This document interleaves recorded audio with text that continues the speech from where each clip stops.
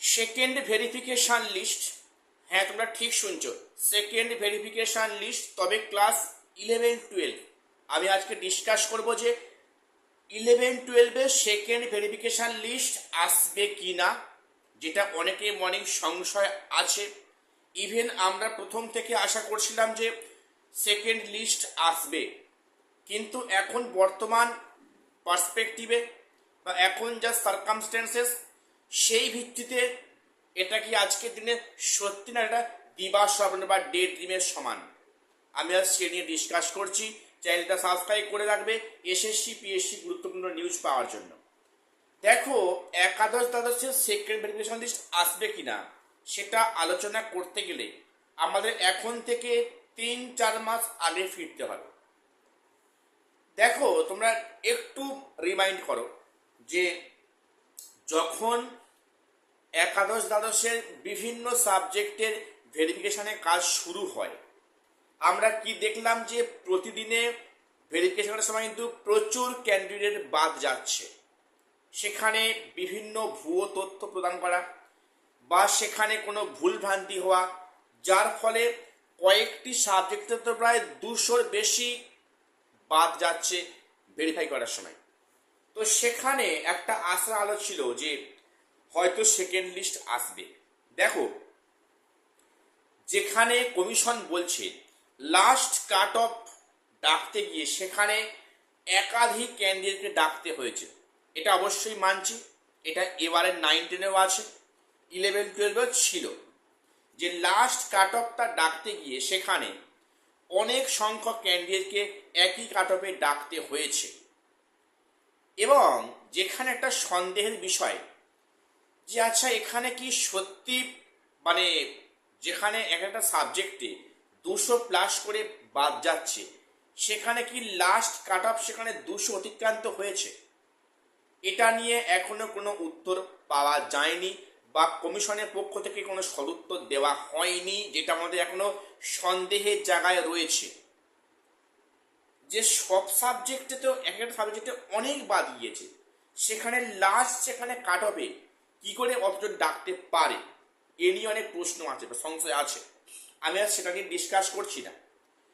তো সেখানে দেখলাম যে ইন্টারভিউ প্রক্রিয়া হলো এবং ইন্টারভিউ প্রক্রিয়ার পরে যে মেরিট লিস্ট প্রকাশ হলো, এমপ্যানেল লিস্ট প্রকাশ হলো, সেখানে এমপ্যানেল এবং ওয়েটিং প্রকাশিত হয়েছে এবং ওয়েটিং লিস্টে একটা লম্বা লিস্ট বিভিন্ন সাবজেক্ট, সেখানে প্রচুর সংখ্যক ওয়েটিং হয়েছে। তো বিষয়টা এই যে ওয়েটিং যে সংখ্যাটা লিস্টটা যে বেশ লম্বা, তো সেখানে কি 11-12 কি সবাই ওয়েটিং থেকে জব পাবে না? এমনটি নয়, এমনটি সম্ভব নয় যে একাদশ দ্বাদশে ওয়েটিংয়ের সবার চাকরি হবে, সে যাই হোক না কেন। দেখো, এখানে যে এখন কাউন্সেলিংটা হচ্ছে, তোমরা বুঝতে পারছো যে কী হারে মাল্টিপল র্যাঙ্কিং আছে, ক্যাটাগরি আছে, সেখানে প্রচুর সিট ফাঁকা হচ্ছে। মূলত কাউন্সেলিংয়ের 3টে ক্ষেত্রে ফাঁকা হচ্ছে।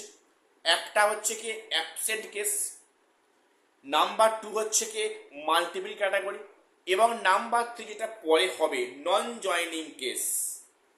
দেখো, এখানে 3টে দিক বুঝতে গেলে আমাদের জানতে হবে যে অ্যাবসেন্ট ক্যাটাগরি কিন্তু এবারে খুব বেশি নয়। অ্যাবসেন্ট ক্যাটাগরি আমরা যেমনটা ভেবেছিলাম যে খুব বেশি হবে না, 11-12 কিন্তু অ্যাবসেন্ট সংখ্যা খুব বেশি একটা নয়। যে এখানে যেটা খালি হচ্ছে সেটা হচ্ছে মাল্টিপল ক্যাটাগরিতে বেশি খালি হচ্ছে, অর্থাৎ একই ব্যক্তির নাম 2 জায়গায় আছে, মেল ফিমেল এবং অনলি ফিমেল, এবং সেখানে তারা স্কুল একটা পাচ্ছে, একটা সিট ফাঁকা পড়ে থাকছে, অর্থাৎ যতগুলো মাল্টিপল ক্যাটাগরি ততগুলো সিট ফাঁকা হয়েছে। এবারে নন জয়নিং কেস বলি, নন জয়নিং কেস কিন্তু এবারে যে কি হবে, আদৌ খুব বেশি হবে কিনা সন্দেহ আছে। মনে হয় নন জয়নিং খুব একটা বেশি ফাঁকা হবে না, তবে নন জয়নিংয়ে কত ফাঁকা হবে সেটা এখনই বলা যাবে না। অ্যাপয়েন্টমেন্ট লেটার দেওয়ার পরে স্কুলে জয়েন করার প্রায় 1-1.5 মাস 2 মাস পরে এই সিটটা খালি হবে। এবং এখানে এটা পরিষ্কার যে এখানে কিন্তু আহ, যে সমস্ত সাবজেক্টের মানে ওয়েটিং থেকে ডাকবে, ওয়েটিং কিন্তু সবার একসঙ্গে ডাকবে না, ওয়েটিংয়ে আবার পার্ট পার্ট ডাকবে। মনে করো, কথায় বলছি, মনে করো ম্যাথামেটিক্স সাবজেক্টে 110টা ভ্যাকান্সি আছে এবং সেখানে যখন ডাকবে ওয়েটিং থেকে, তখন হয়তো বললো যে 50 জন টাকা হলো, পয়লা টাকা হলো 50 জন, কারণ কিন্তু একসঙ্গে 110 জন ডাকবে না। এবং এখানে নন জয়নিং কেস কিছু থাকলে সেখানে পদ ফাঁকা হবে, সেটা অনেক পরে।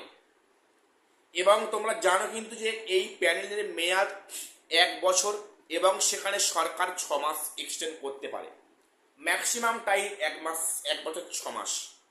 কাজে এর মধ্যে যা করার করতে হবে, এর পরে করলে সেটা হবে এক্সপায়ারি অফ প্যানেল। যে কেসটা এখন বর্তমানে পেন্ডিং আছে, পেন্ডিং বলা ভুল, এক প্রকার কোর্ট কিন্তু বলেছে এরা টেন্টের আওতায় পড়ছে, সেটার অ্যাপ্লিকেশন এখনো কমিশন বা সরকার দেখাচ্ছে না, এ নিয়ে এখনো কেস পেন্ডিং আছে। তো যাই হোক, তো এখানে কিন্তু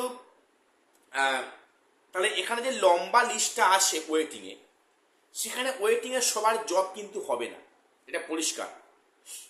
কাজেই এই ওয়েটিংকে সবাইকে নিয়ে আবার যে শূন্য পদ থাকবে এমনটা নয়।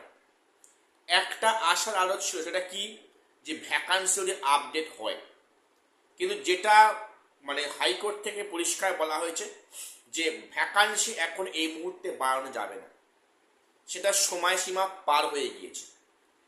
রেজাল্টের পর সেখানে ভ্যাকান্সি আপডেট, এর মানে এটা বোঝাচ্ছে, কোর্টের ভাষায় বললাম, যে যারা অ্যাপ্লাই করছে মানে পিটিশনার আছেন, তারা যখন দেখলেন যে তাদের নিজেদের নামটা নেই, ডাক পাচ্ছে না, সামান্য কাটার জন্য মানে বাদ গেছেন, তখন তারা ভ্যাকান্সি বৃদ্ধি করতে বলছে। কাজেই এটা এখন এই মুহূর্তে বৃদ্ধি করা হবে না। এই ভ্যাকান্সি বৃদ্ধি করলে কিন্তু এটা অনেকটাই ভালো হতো, কি ফ্রেশারদের কি ইন সার্ভিসদের। কারণ এখন অনেকেও এমন আছেন যে যারা কিন্তু 11-12 ডাক পায়নি, ইভেন তারা 9-10ও ডাক পায়নি। আমি জানি না তাদের নিয়ে সরকার কী করবে, অবশ্যই যেটা করা উচিত, হয়তো করবে পরের দিকে। তো কাজেই 11-12 সেকেন্ড ভেরিফিকেশন লিস্ট এখন স্বপ্ন, একটা ডে ড্রিমের সমান, দিবা স্বপ্নের সমান। কাজেই যেটা আশা করেছিলাম, সেকেন্ড লিস্ট কিন্তু 11-12 আসবে না, এটা একটা পরিষ্কার ইঙ্গিত। তবে 9-10 আসবে, কেন আসবে আমি তোমাদের কারণ কিন্তু অলরেডি ভিডিওতে তোমাদের বলেছি, ভিডিওটা আবার দেখে নিও। তো এটুকুই আপডেট দেওয়া ছিল, চ্যানেলটা সাবস্ক্রাইব করে দিও এসএসসি পিএসসি আপডেট পাওয়ার জন্য। আর শেষ করলাম, দেখা হচ্ছে পরে কোনো